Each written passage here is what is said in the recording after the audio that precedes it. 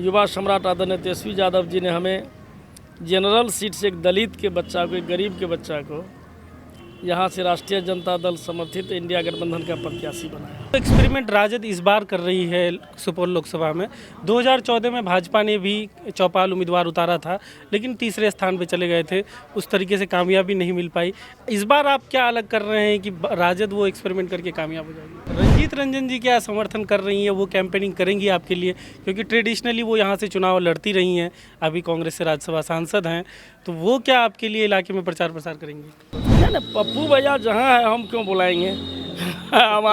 हम तो राष्ट्रीय जनता दल में, उनका इच्छा है, उनका मन हो कि आशीर्वाद दे तो दे सकता है, हम बुला नहीं सकते। कांग्रेस नेतृत्व को इस पे आना चाहिए पप्पू भैया के लिए। पप्पू भैया का और रंजिता मैडम का बड़ी मैं सम्मान करता हूं कि मेरे विधानसभा में उनका घर है और पहली बार 90 में वो मेरे यहाँ से विधायक बने। मैं उनका वोटर था और मेरा भी वोटर है। वो एक समान सीट से दलित उम्मीदवार बनाया गया, लेकिन मुस्लिम युवाओं में एक नाराज़गी है कि मुस्लिमों की संख्या, मुस्लिम उम्मीदवारों की संख्या बिहार में इस बार कम हुई है और राजद ने 2 ही मुस्लिम उम्मीदवार पूरे बिहार में बनाया, कांग्रेस ने भी 2 बनाया, लेकिन कम से कम 7-8 लोगों को मुस्लिम, अगर हिस्सेदारी आप देखें जाति गणना के आधार पर 7-8 होने थे। आपको भी लगता है कि मुस्लिम उम्मीदवारों की भी संख्या बढ़नी थी? तो मैं नौजवान हूँ, दूसरी तरफ थका हुआ चेहरा है, वयोवृद्ध है, बीमार है, डूबता हुआ सूरज है, जिससे कोई महान जनता उसे कोई आशा नहीं कर सकता। हमारे निवर्तमान सांसद है, वो 60 साल तक सरकारी बड़ा सर्विस में रहा, IAS रैंक का रेलवे में पदाधिकारी थे और कोई भी पदाधिकारी जनता से जुड़ नहीं सकता है। और एक और प्रत्याशी है जो वो भी IAS रैंक से आए हैं, वो भी चाह रहे हैं कि यहाँ सांसद बने। हाँ, नाम हम नहीं लेना चाहते हैं।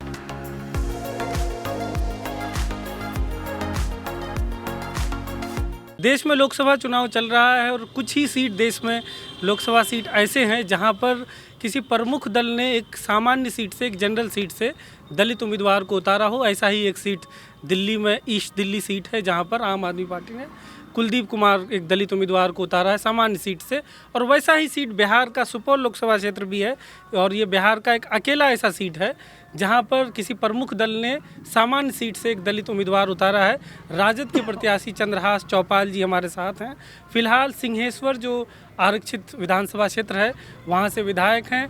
पहली बार 2020 में ही विधायक बने, उससे पहले एक बार मुखिया भी रहे हैं अपने पंचायत के, तो टीचर भी रहे हैं। अच्छा, चलिए तमाम चीज़ों पर बात करेंगे। तो सर यहीं से शुरुआत करते हैं, कैसे आए राजनीति में, फिर हम इस चीज़ पे जाएंगे कि एक सामान्य सीट से दलित उम्मीदवार उतारने के पीछे गणित क्या है, उस पर बात पे जाएंगे। पहले आप ये बता दीजिए राजनीति में कैसे आए? नहीं, मैं 1991 में 10th पास किया और मेरा समाज जो है पान चौपाल समाज इतना पिछड़ा हुआ समाज है, इतना गरीबी है, इतना दर्द है कि उनके दुख दर्द के लिए हम अपने समाज की राजनीति करना शुरू किए और उनका पंचायती करना, देखभाल करना, उनके दुख सुख में रहना।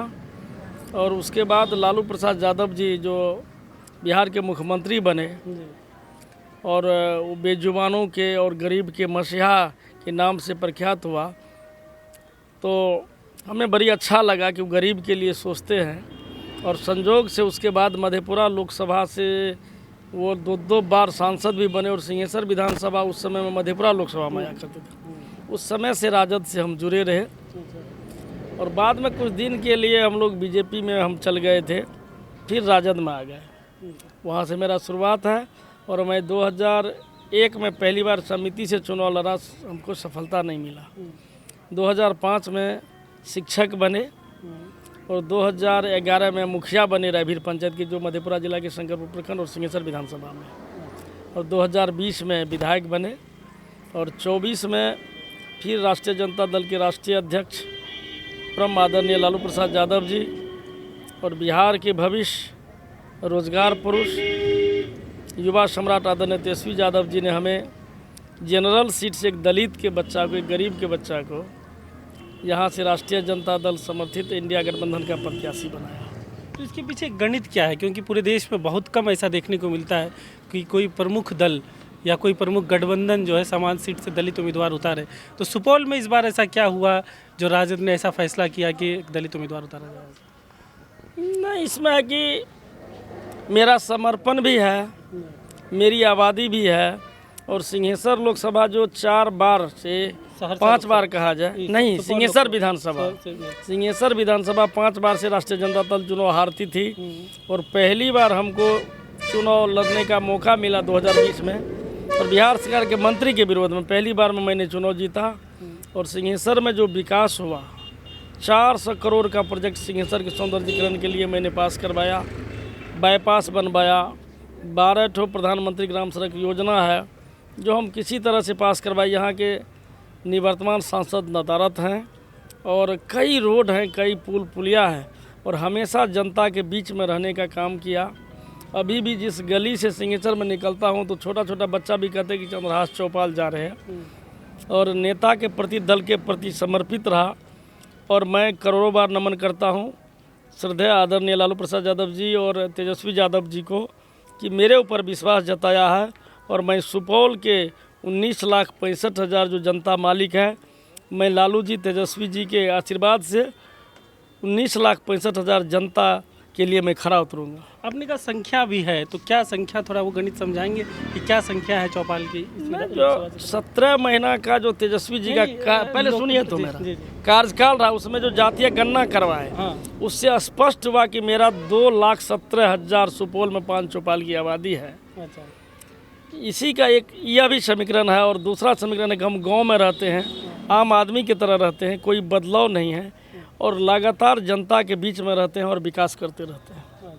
आप बताएं, बीच में बीजेपी में चले गए थे, तो क्या वजह थी और कब गए थे बीजेपी? नहीं, कुछ नहीं, उस समय में कुछ ऐसा हुआ था कि 4-5 आदमी हम लोग निकले थे, बाद में हम आ गए रिटर्न, और लगातार राष्ट्रीय जनता दल में रहे, और अभी भी हैं विधायक के रूप में। अब सांसद बनना लगभग हमको लगता है कि यहाँ की जनता मालिक आशीर्वाद से मेरा तो 400% तय है।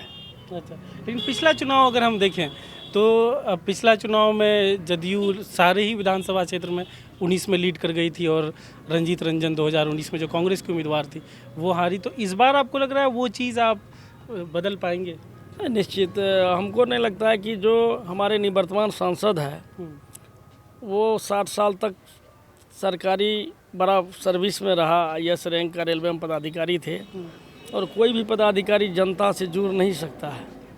और एक और प्रत्याशी है जो वो भी IAS रैंक से आए हैं, वो भी चाह रहे हैं कि यहाँ सांसद बने। हाँ, नाम हम नहीं लेना चाहते हैं, लेकिन जनता समझ रहे हैं कि जो भी बड़ा पदाधिकारी उसे छला गया है, और 5 साल तक अपने सांसद का कोई प्रेम प्यार, कोई विकास का काम, यहाँ तक कि लोकसभा में हमारे निवर्तमान सांसद एक भी जनता के हित में कोई प्रश्न नहीं उठाया है। आपकी प्राथमिकताएं क्या हैं? पूरे लोकसभा क्षेत्र सुपौल की बात करें तो पहली प्राथमिकता आपकी क्या रहेंगी? अगर जीत गए तो क्या करेंगे सबसे पहले? मेरी प्राथमिकता है कि मैं नौजवान हूँ, दूसरी तरफ थका हुआ चेहरा है, वयोवृद्ध है, बीमार है, डूबता हुआ सूरज है, जिससे कोई महान जनता उसे कोई आशा नहीं कर सकता है, उससे निराशा ही निराशा मिला, और 5 साल में मिला भी है। मैं नौजवान हूँ, मैं उगता हुआ सूरज की तरह हूँ, ऊर्जावान हूँ, मैं मेहनत कर सकता हूँ, मुझसे कई उम्मीद लगा सकता है यहाँ के जनता मालिक, और मैं उसके उम्मीद पे खरा उतरूँगा। और मुझे ऐसा प्रेम प्यार भी मिल रहा है। लगातार 1 महीना से मैं दौरा कर रहा हूँ, मेरा गला बैठ गया है, शरीर सूख गया है, काला पड़ गया हूँ, लेकिन इतना प्रेम प्यार मिल रहा है कि हमें और ऊर्जा मिल रहा है, और मेहनत कर रहा हूँ। 18-20 घंटा मैं मेहनत कर रहा हूँ। इससे लगता है कि मैं कई चुनाव भी जीता, देखा, मुखिया बना, विधायक बना, और जिस बार मैंने मुखिया में 30 वोट से आ रहा, लाख लोग कहते रहा मैं कहा चुनाव हार जाऊँगा, हार गए। और लोकसभा में जब काउंटिंग शुरू हुआ विधानसभा में तो 10,000 वोट से पहले लीड लिया था मेरा प्रतिनिधि, लेकिन मैं कहा कि मैं ही जीतूँगा, और मैं जीता। और मेरा दावा है कि मैं 4 लाख के अंदर चुनाव जीतने जा रहा हूँ। रंजीत रंजन जी क्या समर्थन कर रही हैं? वो कैंपेनिंग करेंगी आपके लिए? क्योंकि ट्रेडिशनली वो यहाँ से चुनाव लड़ती रही हैं, अभी कांग्रेस से राज्यसभा सांसद हैं, तो वो क्या आपके लिए इलाके में प्रचार प्रसार करेंगी? निश्चित, हम तो बैनर पे, पोस्टर पे मैडम रंजीता रंजन जी का तस्वीर भी दिए हैं। कांग्रेस के शीर्ष नेतृत्व में उनका गिनती है, अच्छा बोलती भी है, देश के बड़ा लीडर में शुमार हैं, और वो शायद आएगी भी। हम बात भी किए हैं, और उनका जो है बड़ा चेहरा होने के कारण बिहार के बाद भी कई राज्य में उनका दौरा है, मेरे लिए प्रचार भी करेगी। लेकिन जिस तरीके से पूर्णिया में उनके पति पप्पू यादव जी राजद के खिलाफ और तेजस्वी जी और पप्पू यादव जी के खिलाफ बयानबाजी चलती रही, तो उससे नहीं लगता है कि थोड़ी नाराज़गी होगी उनमें भी और वो पीछे हट रही होंगी प्रचार से? नहीं, हमको ऐसा नहीं लगता, इसलिए कि वो राजद और कांग्रेस की बात है और कांग्रेस नेतृत्व को इस पे अड़ना चाहिए पप्पू भैया के लिए। पप्पू भैया का और रंजिता मैडम का बड़ी मैं सम्मान करता हूं कि मेरे विधानसभा में उनका घर है और पहली बार 90 में वो मेरे यहाँ से विधायक बने। मैं उनका वोटर था और मेरा भी वोटर है। अच्छा, पप्पू तो यादव जी जब 90 में हाँ, बने हमको उससे कोई नाराज़गी नहीं, न हमसे है न हमको है। उनको बुलाएंगे प्रचार के लिए पप्पू यादव जी को? नहीं, पप्पू भैया जहाँ है हम क्यों बुलाएंगे हम तो राष्ट्रीय जनता दल में, उनका इच्छा है, उनका मन हो कि आशीर्वाद दे तो दे सकता है, हम बुला नहीं सकते। अभी आपके विधानसभा क्षेत्र सिंहेश्वरी हम घूम रहे थे, तीनों ही ब्लॉक, जो 3 ब्लॉक आपके विधानसभा क्षेत्र में आता है, कई सड़कें अब भी कच्ची हैं, कई जगह तो ईटा सोलिंग दिखता है जो बहुत कम जगह बिहार में अब दिखता है। तो क्या वजह है, उस पर उसको लेकर क्या कर रहे हैं? नहीं, मैंने बहुत सड़क बनाया। मैं 2020 में विधायक बनने के बाद लगातार कोरोना से ग्रसित रहा और उसके बाद कई सड़क बना है और कई सड़क सरकार से हम लोग हटने के बाद लगातार जो है चाह के भी पास किया हुआ सड़क का शिलान्यास नहीं हो रहा है। अब तो आदर्श आचार संहिता, हमको लगता है कि आदर्श आचार संहिता के बाद लगभग 65 सड़क मेरा जो है पास है, वो बनना चाहिए और हर हाल में बनेगा। मेरा ऐसा बातचीत भी हुआ है पदाधिकारी से, उसको कोई रोक नहीं सकता। एक सवाल ये है कि जिस तरीके से आपको एक समान सीट से दलित उम्मीदवार बनाया गया, लेकिन मुस्लिम युवाओं में एक नाराज़गी है कि मुस्लिमों की संख्या, मुस्लिम उम्मीदवारों की संख्या बिहार में इस बार कम हुई है और राजद ने 2 ही मुस्लिम उम्मीदवार पूरे बिहार में बनाया, कांग्रेस ने भी 2 बनाया, लेकिन कम से कम 7-8 लोगों को मुस्लिम, अगर हिस्सेदारी आप देखें जाति गणना के आधार पर 7-8 होने थे। आपको भी लगता है कि मुस्लिम उम्मीदवारों की भी संख्या बढ़नी थी थोड़ी? नहीं, ये शीर्ष नेतृत्व का काम है। मुसलमान में कोई नाराज़गी नहीं है, वो सम्मान के पात्र हैं। ये शीर्ष नेतृत्व का काम है और एकाध तो अब्बाद चलता है, कोई यदि ऐसा कहा है तो वो अब्बाद में है, वो दूसरे दल में है। मुसलमान तो हमें बहुत प्रेम प्यार देते हैं, स्नेह देते हैं। हिस्सेदारी की मैं बात कर रहा हूं। नहीं, वो मेरी बस की बात नहीं कि मैं किसी के हिस्सेदारी दे सकता हूँ। ये शीर्ष नेतृत्व का काम। कल को जीत गए तो शीर्ष नेतृत्व की बात पहुँचाएंगे?